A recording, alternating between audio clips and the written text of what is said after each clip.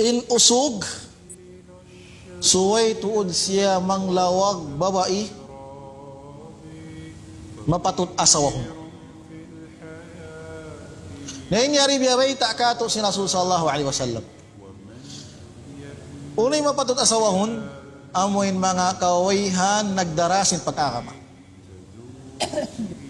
Kawayhan nagdarasin pag-akama.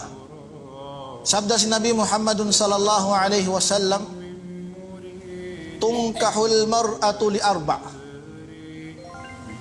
In usog magmaksud pabawai sawab sinupat parakala. Manjari sawab sin pangalta niya, limaliha sawab sin pangalta niya kan maksulun sa sinusog. Wali hasabiha asawab sin barkanan in bawayaud sabab sin darajat niya. Wali jamaliha manjari rin sabin sabab sin lingkat niya. Demikian aun di sa parsawaban sabab sin pag-agama niya lidiniha. Nalaong sin Nabi fadfar bidatid din taribat yadak.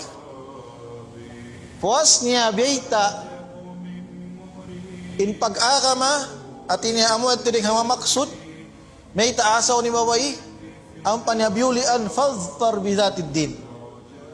Pia in babae nag-agama taribat yadak.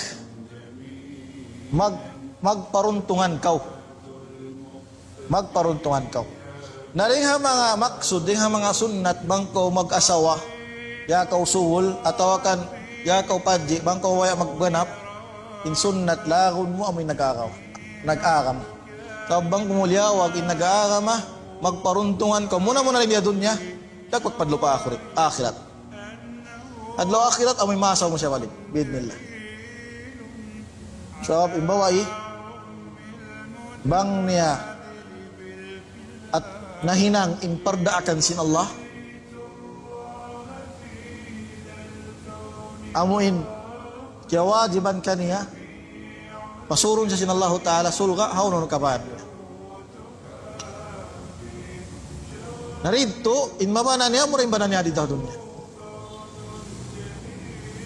mabana niya mo rin banan niya adunya bang so pa may banan niya mararisap. Nasabab yan amoy at tinuno in sunnat bang kita lumawag asaw